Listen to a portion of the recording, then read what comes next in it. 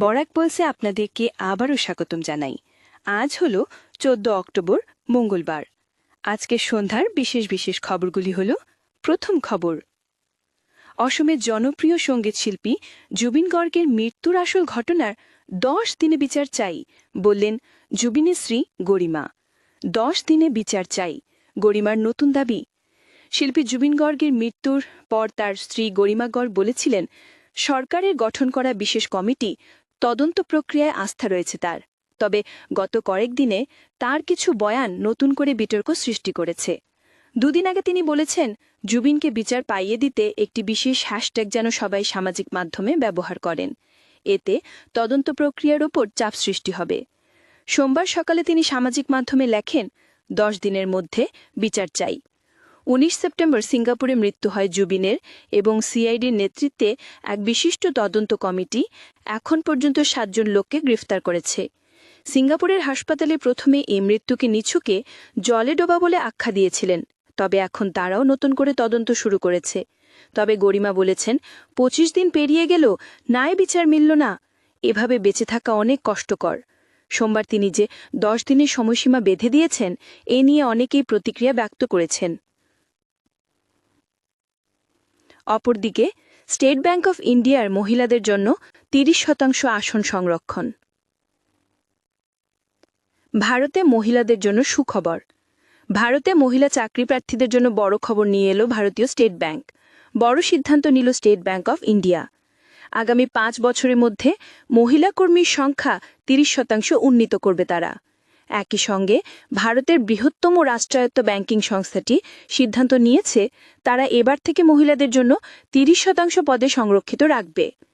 এসবিআইয়ের তরফে বলা হয়েছে, কর্মক্ষেত্রে লিঙ্গ সমতার লক্ষ্যে এই সিদ্ধান্ত নেওয়া হয়েছে। বর্তমান স্টেট ব্যাংক অফ ইন্ডিয়ায় 2.410 লক্ষের বেশি কর্মচারী রয়েছে, যা দেশের যে কোনো প্রতিষ্ঠানের মধ্যে সর্বোচ্চ এবং ব্যাংকিং সেক্টরেও সর্বোচ্চ। অপরদিকে অসমের বরপেটা রেল স্টেশন থেকে জীবজন্তুর অঙ্গসহ গ্রেফতার 3।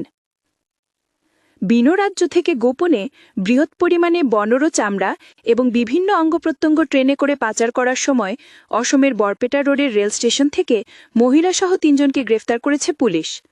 ঘটনার বিবরণ অনুসারে সোমবার সকালে এক গোপন তথ্যের ভিত্তিতে এসএসবি নার্কোটিক বিভাগ এবং বরপেটা রোডের বন বিভাগ এক বিশেষ অভিযান চালিয়ে বরপেটা রোড রেল স্টেশন থেকে সন্দেহজনক 3 জন লোককে প্রত্যক্ষ করে তল্লাশি চালিয়ে তাদের সঙ্গে থাকা 8টি ট্রলি ব্যাগে ভর্তি বনরো চামড়া এবং বিভিন্ন অঙ্গপ্রত্যঙ্গ উদ্ধার করতে সক্ষম হয়।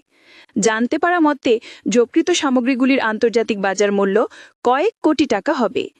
ঘটনাস্থল থেকে বন বিভাগে মহিলাসহ 3 জন পাচারকারীকে গ্রেফতার করতে সক্ষম হয়েছে পুলিশ। গ্রেফতার করা লোক 3 জনের দক্ষিণ ভারতের বলে জানা গিয়েছে। সম্প্রতি বন বিভাগ ধৃত 3 জনকে অধিক তদন্তের জন্য জিজ্ঞাসাবাদ অব্যাহত রেখেছে। অপরদিকে পাতারকান্দি কলেজের প্রতিষ্ঠাতা অধ্যাপক কমরলোকের মৃত্যুবার্ষিকী উপলক্ষে নানা কর্মসূচির আয়োজন।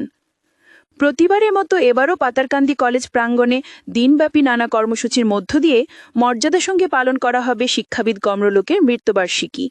তবে এবছর 19 অক্টোবর রবিবার এবং পরদিন কালীপূজা ও দীপাবলি সরকারি ছুটি থাকায় এর পরবর্তী দিন অর্থাৎ 21 অক্টোবরের সোমবারের দিনটি পালনের সিদ্ধান্ত নেওয়া হয়েছে। কর্মসূচির মধ্যে রয়েছে সকালে 9টায় পাতারকান্দি কলেজ প্রাঙ্গণ থেকে একটি মিছিল মাধ্যমে আসিমগঞ্জের পূর্বগুলে প্রয়াতের সমাধিস্থলে পৌঁছে অনুষ্ঠিত হবে দোয়া ও পুষ্পার্ঘ্য অর্পণ অনুষ্ঠান। সেখান থেকে পাতারকান্দির মহকুমা আয়ুক্ত কার্যালয়ে পৌঁছে অধ্যাপক কমরলোকের মৃত্যুর রহস্য উদ্ঘাটনে সিবিআই তদন্তের দাবিতে দেশের রাষ্ট্রপতি, প্রধানমন্ত্রী ও মুখ্যমন্ত্রী রাজ্যপালের উদ্দেশ্যে পৃথক পৃথকভাবে স্মারকপত্র জমা দেবেন। দুপুরে কলেজের সভাগৃহে অনুষ্ঠিত হবে এক স্মৃতিচারণ সভা।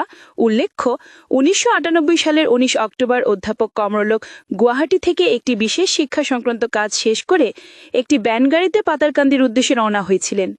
কিন্তু মেঘালয়ের মালিঝড় এলাকায় এক রহস্যময় সড়ক দুর্ঘটনায় তিনি ঘটনাস্থলে প্রাণ হারান। তখন থেকে তার মৃত্যু ঘিরে নানা প্রশ্ন ও জল্পনা চলেছে। 26 বছর পরও মৃত্যুর রহস্য উদ্ঘাটন হয়নি। এ নিয়ে পরিবার, সহকর্মী ও ছাত্র সমাজের ক্ষোভ আজও অব্যাহত রয়েছে। অপরদিকে শিলচরে জিরিবাম 4 লেন প্রকল্পে জমিতে অবৈধভাবে নির্মাণ করা ঘরবাড়ি, কৃষিকাজে নিষেধাজ্ঞা জারি শিলচর জেলা প্রশাসনের।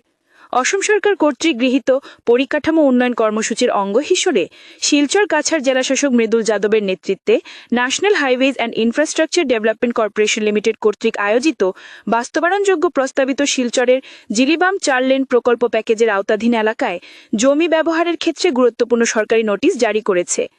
নোটিশ অনুযায়ী এই প্রকল্পের জন্য জমি অধিগ্রহণের প্রক্রিয়া দিগুড়িগাঁও এবং হারজনপুঞ্জি গ্রাম পর্যন্ত বিস্তৃত থাকবে। জেলা প্রশাসনের নির্দেশে স্পষ্টভাবেই জানানো হয়েছে, প্রস্তাবিত 4 সড়কের নির্ধারিত এলাকার মধ্যে যে কোনো নতুন নির্মাণ বা কৃষিকাজ বা উন্নয়নমূলক কার্যক্রম গ্রহণের আগে জেলা কমিশনারের কার্যালয় থেকে অনুমতি নেওয়া বাধ্যতামূলক।